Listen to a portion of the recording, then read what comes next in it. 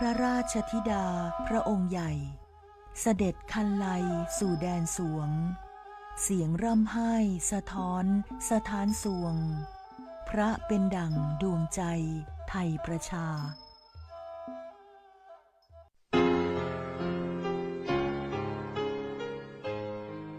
จังหวัดแพร่ร่วมกับสำนักงานศึกษาธิการจังหวัดแพร่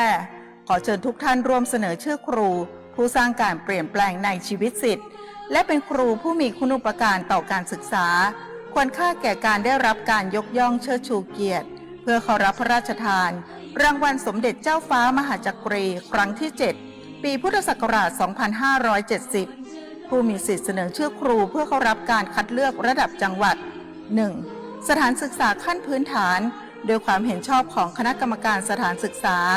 2. สมาคมมูลนิธิและองค์กรที่มีฐานะเป็นนิติบุคคลและมีภารกิจส่งเสริมการเรียนรู้ 3. ลูกศิษย์ที่เป็นศิษย์เก่าจำนวน1 คนซึ่งมีอายุไม่น้อยกว่า 20 ปี 4. คณาจารย์ในระดับอุดมศึกษารวมกันไม่น้อยกว่า 3 คนเสนอชื่อและส่งเอกสารได้ตั้งแต่บัดนี้เป็นต้นไปจนถึงวันที่ 30 มิถุนายน 2569 สอบถามรายละเอียดเพิ่มเติมได้ที่ www.pmca.or.th หรือศูนย์ประสานงานรางวัลสมเด็จเจ้าฟ้ามหาจักรีสำนักงานศึกษาธิการจังหวัดแพร่ครุสภาจังหวัดแพร่เลขที่ 168 หมู่ 2 ตำบลป่าแมดอำเภอเมืองแพร่จังหวัดแพร่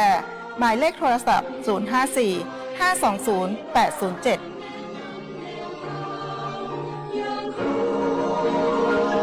ถ้าชีวิตของคุณคือหนังหนึ่งเรื่องคปภ.เราคงไม่ใช่ผู้กำกับแต่เราคือผู้สนับสนุนที่ทำให้ตัวเอกเช่นคุณได้พบกับฉากจบอย่างแฮปปี้เอนดิ้งดังนั้นทุกเหตุประกันภัยสิทธิ์ของคุณต้องได้รับความคุ้มครองหากเกิดข้อพิพาทบันทึกเหตุการณ์เก็บหลักฐานติดต่อบริษัทประกันภัยและเพื่อความมั่นใจคปภ.พร้อมให้คำปรึกษาเพิ่มเติมทุกกรณีให้ทุกสิทธิ์ของคุณได้รับความเป็นธรรมอย่างแท้จริงสายด่วนคปภ.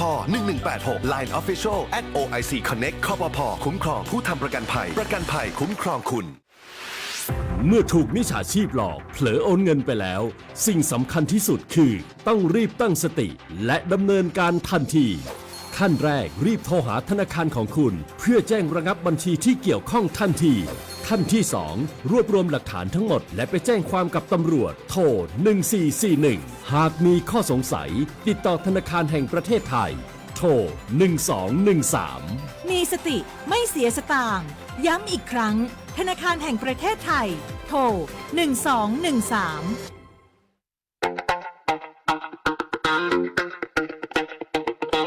จากอาหารไทยมวยไทยดนตรีไทยไปจนถึงเทศกาลไทยและงานศิลปะไทยวันนี้ซอฟต์พาวเวอร์ทั้ง 14 สาขากำลังส่งพลังครั้งใหญ่ไม่ใช่แค่ผลักดันวัฒนธรรมสู่ระดับโลกแต่คือฟันเฟืองสำคัญที่ขับเคลื่อนเศรษฐกิจไทยให้ก้าวไปข้างหน้าสร้างโอกาสสร้างอาชีพกระจายรายได้สู่ชุมชนและพี่น้องประชาชนโดยตรงเปลี่ยนต้นทุนทางปัญญาให้กลายเป็นสินค้าวัฒนธรรมนำผลกำไรสู่ประเทศซอฟต์พาวเวอร์ไทยเศรษฐกิจกินได้เพื่อชีวิตที่ดีขึ้นของคนไทยทุกคนสำนักงานประชาสัมพันธ์ที่ 3 กรมประชาสัมพันธ์คุณกำลังฟัง FM 91 MHz สถานีวิทยุกระจายเสียงแห่งประเทศไทยจังหวัดแพร่ให้ความรู้คู่ความสุข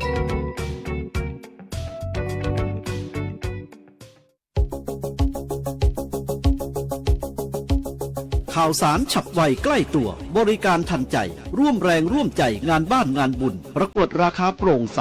และติดตามสภาพอากาศประจำวันโดยทีมข่าวสวทแพร่ FM 91 เมกะเฮิรตซ์สถานีข่าวดีของประชาชนคนเมืองแพร่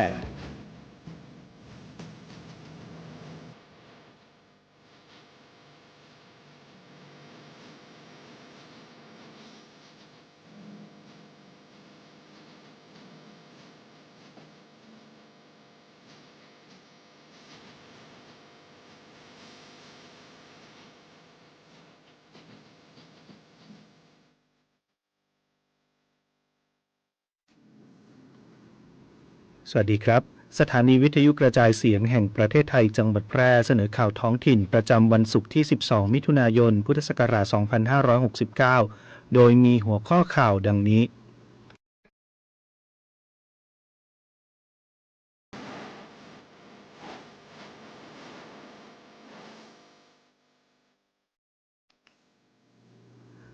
ท่าอากาศยานแพร่เตรียมพร้อมฝึกซ้อมแผนฉุกเฉินและแผนเผชิญเหตุท่าอากาศยานเต็มรูปแบบประจำปี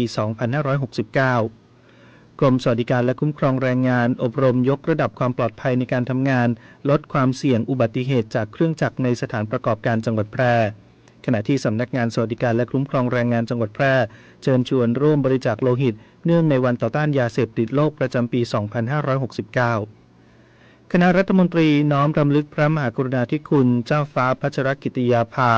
รัฐบาลสั่งสถานที่ราชการลดธงครึ่งเสา15 วันให้หน่วยงานที่เกี่ยวข้องดำเนินการอย่างสมพระเกียรติตามโบราณคติราชประเพณีต่อไปเป็นรายละเอียดของข่าว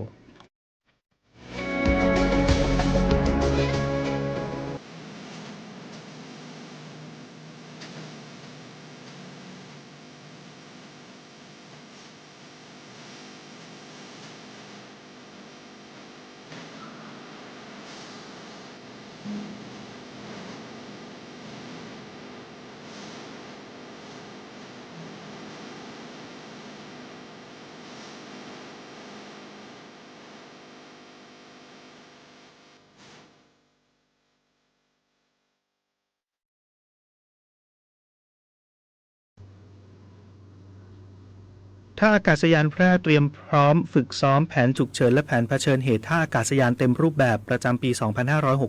2569 นายคุณากร โคชหิรัน รองผู้ว่าราชการจังหวัดแพร่เป็นประธานการประชุมคณะกรรมการและคณะทำงานเตรียมความพร้อมการฝึกซ้อมแผนฉุกเฉินและแผนเผชิญเหตุท่าอากาศยานแพร่แบบเต็มรูปแบบประจำปี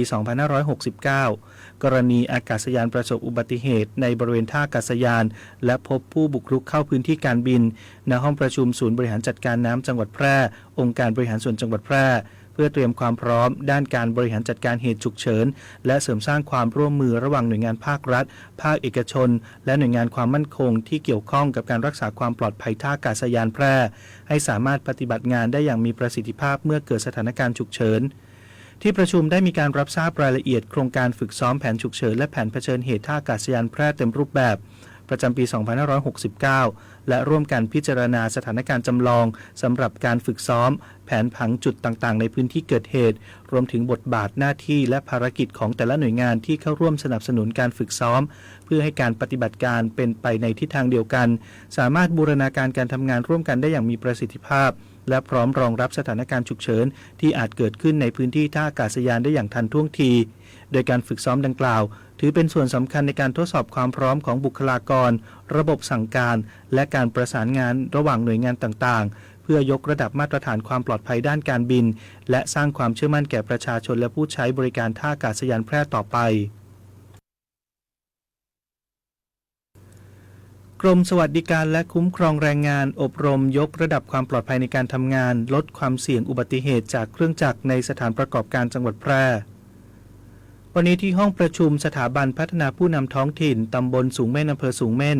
นายศักดิ์สินตุลาธรรองอธิบดีกรมสวัสดิการและคุ้มครองแรงงานเป็นประธานเปิดการอบรมโครงการพัฒนาองค์ความรู้เพื่อการป้องกันและลดการประสบอันตรายจากการทำงานจากการถูกเครื่องจักรหนีบตัดเฉือนประจำปีงบประมาณ 2569 พร้อมกับบรรยายพิเศษในหัวข้อนโยบายความปลอดภัยเพื่อลดอุบัติเหตุในการทำงาน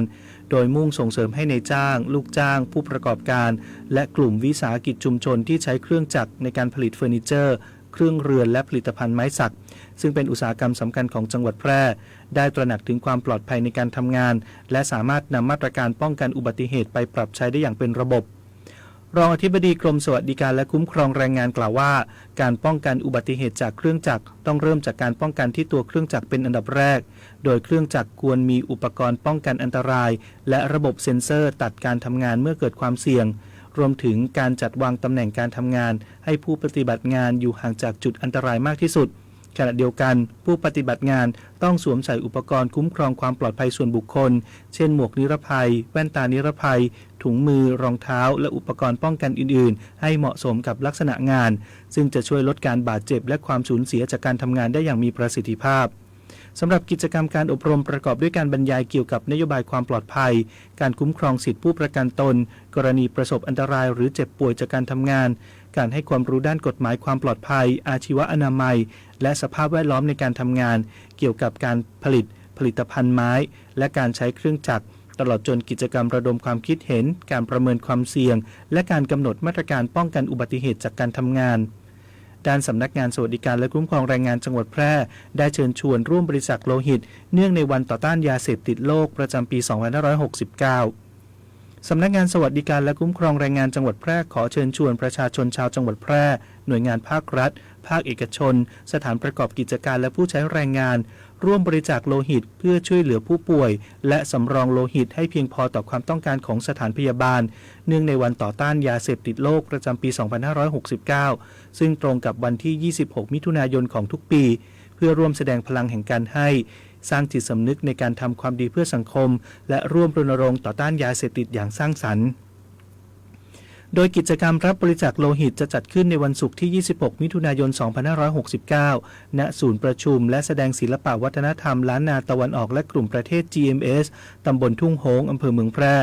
โดยเปิดโอกาสให้ประชาชนผู้มีสุขภาพแข็งแรงเข้าร่วมบริจาคโลหิตเพื่อต่อชีวิตเพื่อนมนุษย์ทั้งยังเป็นการส่งเสริมการมีส่วนร่วมของทุกภาคส่วนในการสร้างสังคมแห่งการแบ่งปันและห่างไกลยาเสพติดสำนักงานสวัสดิการและคุ้มครองแรงงานจังหวัดแพร่จึงขอเชิญชวนผู้มีจิตศรัทธาร่วมเป็นส่วนหนึ่งของกิจกรรมอันเป็นประโยชน์ต่อสังคมในครั้งนี้อย่างพร้อมเพรียงกัน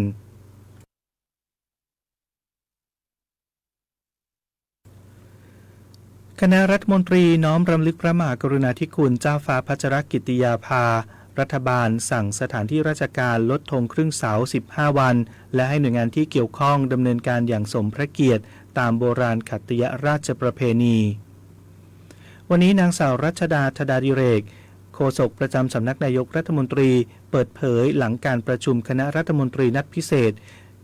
โดยมีมติหลังจากทราบแถลงการของสำนักพระราชวังว่าสมเด็จพระเจ้าลูกเธอเจ้าฟ้าพัชรกิติยาภานเรนทิราเทพยวดีกรมหลวงราชสารินีสิริพัฒน์มหาวชิรราชธิดาสิ้นพระชนทั้งนี้นายกรัฐมนตรีได้น้อมรำลึกถึงพระกรุณาธิคุณสมเด็จพระเจ้าลูกเธอเจ้าฟ้าพัชรกิติยาภา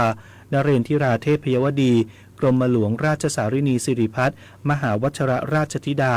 พร้อมนำคณะรัฐมนตรียืนสงบนิ่งแสดงความอาลัยโดยได้ให้หน่วยงานที่เกี่ยวข้องเตรียมการและดำเนินงานในส่วนที่เกี่ยวข้องกับพระราชพิธีพระศพให้เป็นไปอย่างสมพระเกียรติตามโบราณขัตติยราชประเพณี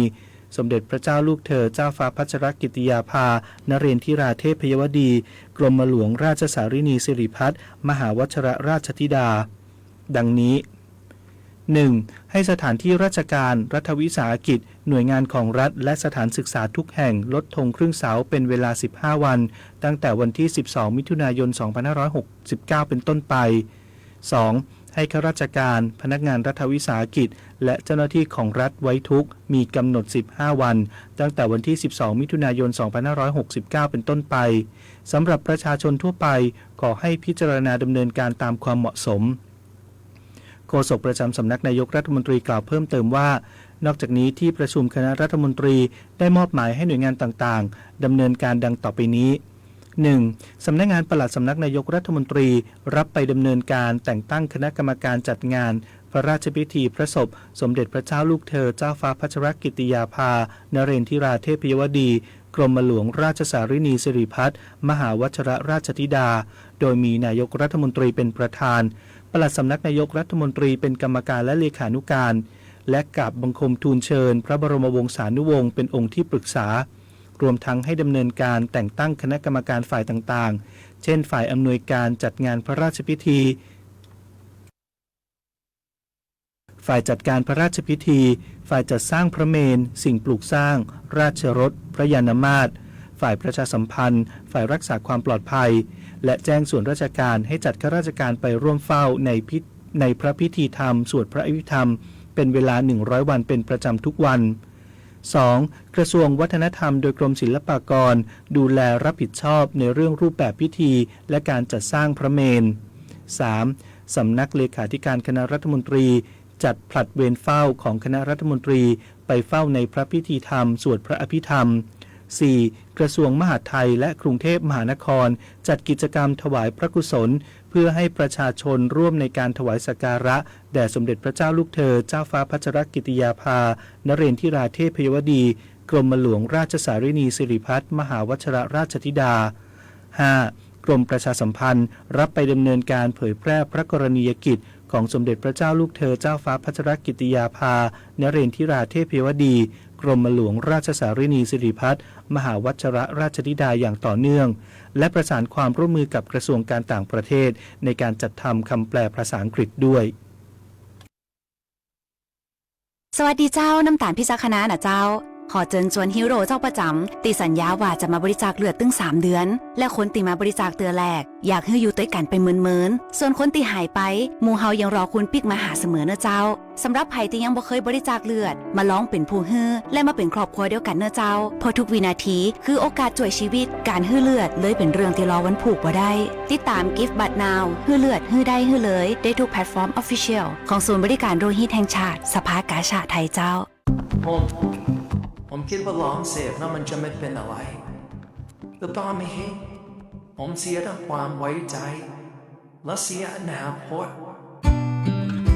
ชีวิตอาจพลาดแต่ไม่ควรถูกทิ้งผู้ติดยาเสพติดสามารถเข้ารับการบำบัดรักษาและฟื้นฟูในสถานพยาบาลของรัฐเพื่อเริ่มต้นชีวิตใหม่ได้อีกครั้ง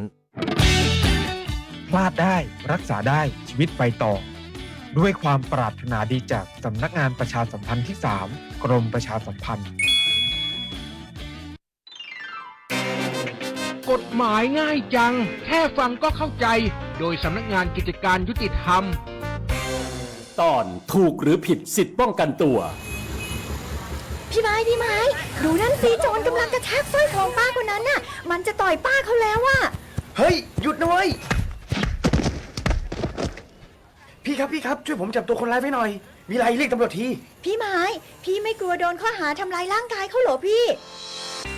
กรณีแบบคุณไม้นั้นไม่มีความผิดค่ะเพราะถือว่าเป็นการกระทำที่พอสมควรแก่เหตุเพื่อช่วยเหลือคนอื่นให้พ้นจากอันตรายที่เกิดจากการโดนทำร้ายซึ่งเป็นอันตรายใกล้ถึงตัวจึงต้องมีการป้องกันตัวโดยชอบด้วยกฎหมายค่ะในขณะเดียวกันถ้าหากเราเป็นผู้ถูกกระทำแล้วต้องต่อสู้กับคนร้ายเพื่อปกป้องตนเองหรือปกป้องทรัพย์สินให้ถือว่าเป็นการป้องกันตัวเองเช่นเดียวกันค่ะโอ้ยขอบคุณนะพ่อหนุ่มถ้าไม่ได้พ่อหนุ่มมาช่วยอ่ะป้าโดนขโมยทองแถมโดนทำร้ายแน่เลยหากสงสัยเรื่องกฎหมายหรือได้รับความไม่เป็นธรรมติดต่อสำนักงานยุติธรรมจังหวัดทั่วประเทศหรือโทรสายด่วนยุติธรรม1111กด77นะจะบอกให้คุณรู้หรือไม่ว่ามัจจุราชร้ายอยู่ใกล้ๆตัวคุณอยู่ในห้องนอนอยู่ในห้องน้ำอยู่ในห้องนั่งเล่นอยู่ในทุกที่ที่มียุงลายร่วมกันกำจัดลูกน้ำยุงลายพาหะนำเชื้อโรคไข้เลือดออกด้วยการปิดภาชนะใส่น้ำให้มิดชิดเปลี่ยนน้ำในแจกันหรือถังน้ำทุก7 วันปล่อยปลากินลูกน้ำยุงลายปรับปรุงสิ่งแวดล้อมให้ถูกสุขลักษณะและปฏิบัติเป็นประจำจนเป็นนิสัยเพียงเท่านี้มัจจุราชร้ายก็จะไม่มากล้ำกลายคุณด้วยความปรารถนาดีจากสถานีวิทยุกระจายเสียงแห่งประเทศไทยจังหวัดแพร่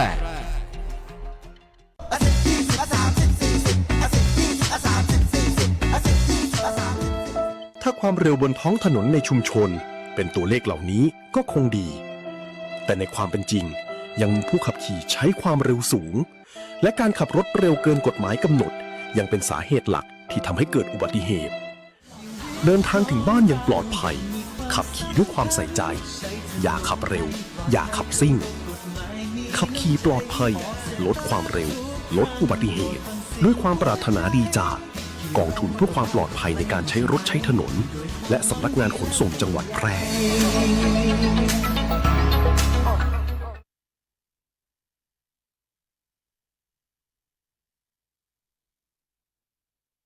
ติดตามพยากรณ์อากาศประจำวันจากสถานีอุตุนิยมวิทยาแพร่ประจำวันศุกร์ที่12มิถุนายน2569ลักษณะอากาศทั่วไปของประเทศไทยมีฝนตกหนักบางแห่งเนื่องจากร่องมรสุมพาดผ่านภาคเหนือตอนบนและประเทศลาวตอนบนเข้าสู่หย่อมความกดอากาศต่ำบริเวณชายฝั่งประเทศเวียดนามตอนบนประกอบกับมรสุมตะวันตกเฉียงใต้กำลังปานกลางยังคงพัดปกคลุมทะเลอันดามันประเทศไทยและอ่าวไทยขอให้ประชาชนในบริเวณดังกล่าว เตรียมพร้อมระวังอันตรายจากฝนตกหนักถึงหนักมากและฝนที่ตกสะสมซึ่งอาจทำให้เกิดน้ำท่วมฉับพลันและน้ำป่าไหลหลากโดยเฉพาะพื้นที่เสี่ยงใกล้ทางน้ำไหลผ่านและพื้นที่ลุ่มสำหรับคลื่นลมบริเวณทะเลอันดามันตอนบนมีกำลังปานกลางโดยมีคลื่นสูงประมาณ2เมตรส่วนทะเลอันดามันตอนล่างและอ่าวไทยมีคลื่นสูง 1-2 เมตรบริเวณที่มีฝนฟ้าคะนองคลื่นสูงมากกว่า2เมตรขอให้ชาวเรือบริเวณทะเลอันดามันและอ่าวไทยเดินเรือด้วยความระมัดระวังและหลีกเลี่ยงการเดินเรือในบริเวณที่มีฝนฟ้าคะนองพยากรณ์อากาศบริเวณภาคเหนือมีฝนฟ้าคะนอง70%ของพื้นที่และมีฝนตกหนักบางแห่งบริเวณจังหวัดแม่ฮ่องสอนเชียงใหม่เชียงรายลำพูนลำปางพะเยาน่านอุตรดิตถ์กำแพงเพชรตากและพิษณุโลกอุณหภูมิต่ำสุด 23-26 องศาเซลเซียสอุณหภูมิสูงสุด 31-35 องศาเซลเซียสลมตะวันตกเฉียงใต้ความเร็ว 10-20 กิโลเมตรต่อชั่วโมงพยากรณ์อากาศบริเวณจังหวัดแพร่มีฝนฟ้าคะนอง60%ของพื้นที่ทัศนวิสัย 8-10 กิโลเมตรลมตะวันตกเฉียงใต้ความเร็ว 10-20 กิโลเมตรต่อชั่วโมงที่สถานีอุตุนิยมวิทยาแพร่วานนี้วัดอุณหภูมิสูงสุดได้ 33.2 องศาเซลเซียสเช้าวันนี้วัดอุณหภูมิต่ำสุดได้ 24.6 องศาเซลเซียสคาดว่าอุณหภูมิสูงสุดวันนี้ประมาณ 34 องศาเซลเซียสอุณหภูมิต่ำสุดเช้าพรุ่งนี้ประมาณ 24 องศาเซลเซียสปริมาณน้ำฝนตั้งแต่เวลา 7 นาฬิกาวันนี้จนถึง 7 นาฬิกาของวันนี้วัดได้ 4.9 มิลลิเมตรวันนี้ดวงอาทิตย์ตกเวลา 18 นาฬิกา 55 นาทีวันพรุ่งนี้ดวงอาทิตย์ขึ้นเวลา 5 นาฬิกา 43 นาที